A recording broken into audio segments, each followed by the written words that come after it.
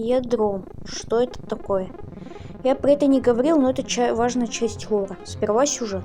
Около 20 роботов-механиков создали механизм, что мог сильно улучшить качество жизни.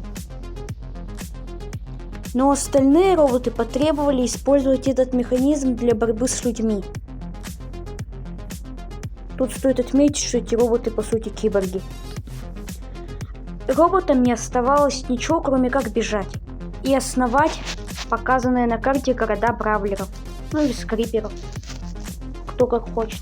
Ядро 6 метров в диаметре, в высоте. Оно создает два новых вида минералов.